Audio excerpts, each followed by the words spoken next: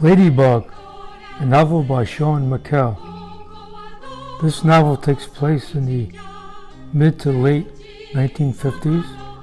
It takes place in Japan, Washington, D.C., Vietnam.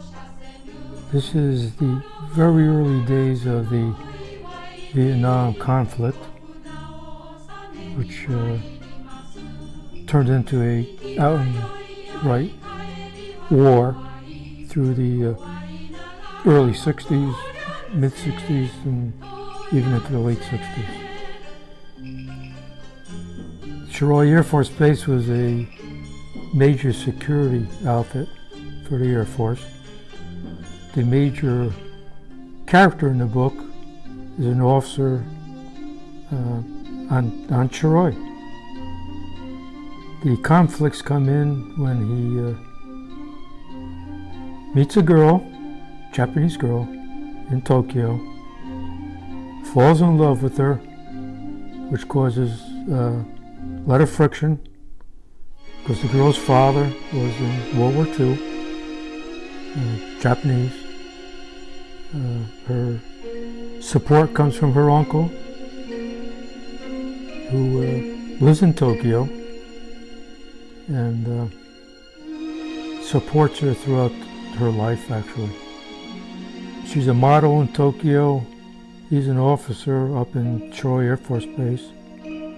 And the romance is the central part of the novel.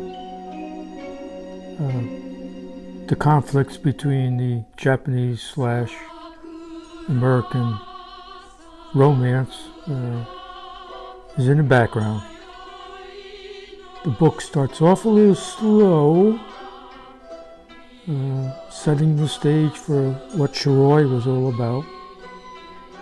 And then the romance comes along and has a very surprising ending, so we won't go there.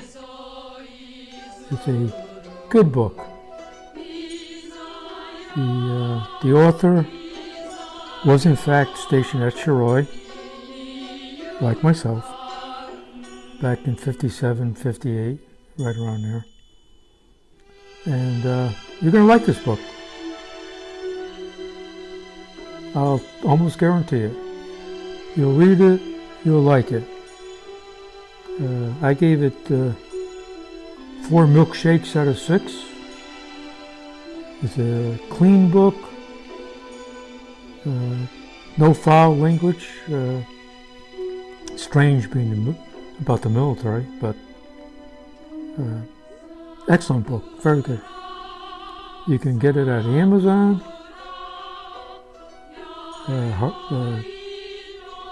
Soft cover for around $15, or you can download it until your whatever unit you use to read your books. That's usually $2-3, I think. So it's Ladybug, Sean McKell, romance between an American, Japanese model, and the surroundings. Good book. Thank you. Talk to you later.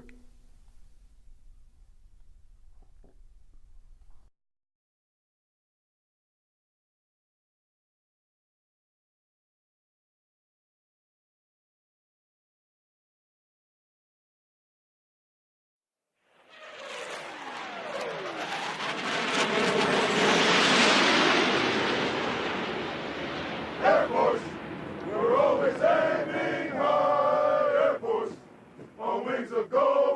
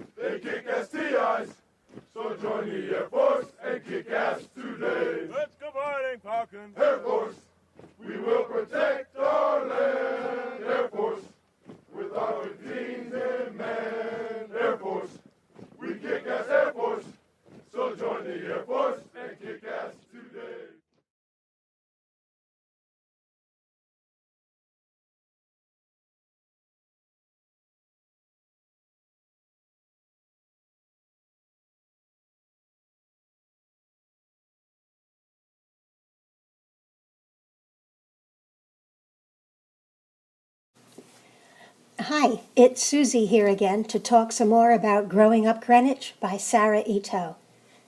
Let me read you a paragraph or two. Quote, "They say you can never be too rich or too thin." Well, I grew up in Greenwich, Connecticut, and I can tell you for a God's honest fact that yes, you can be too rich or too thin, or both. I have seen such folks with my own two blue eyes and in abundance. Way back in 1950, when I was born a card-carrying baby boomer, Greenwich was the exclusive enclave of what was known as old money, established wealth, if you will, surnames like Rockefeller and Skakel. Milbank dominated the society pages of the local rag. Yes, society pages. We really did have them back then. And then came the second-tier wealth of the show business biggies, who enjoyed the town's proximity to the bright lights of Manhattan. Lucy and Desi, Bert Parks, Jack Parr, and a stellar plethora of celebrities who now live on via the nostalgia channels of the boob tube. They once graced the backcountry estates and waterfront mansions of the town. Remember Victor Borga? Of course not, nobody does. Too forgettable to rate a slot on old retread TV. But back in the day, a major score for the gawkers on Greenwich Avenue. End quote. It makes you want to keep on reading to see where Sarah's going with this story. If you're from Greenwich, you must read this book. You might even recognize some of the people and definitely many of the places. If you're not from Greenwich, then you should read this book. I'm not a native of Greenwich, but I grew up in the suburbs of New York City, and the book for me was an entertaining read full of heartfelt observations of a person growing up middle class in an affluent county. Sarah has a new book coming out sometime in the spring called Last Sunday at Woolworth's. That's Sunday with an A-E at the end, as in ice cream sundae. Her books can be purchased at Amazon. Thanks for listening, and we'll talk again soon.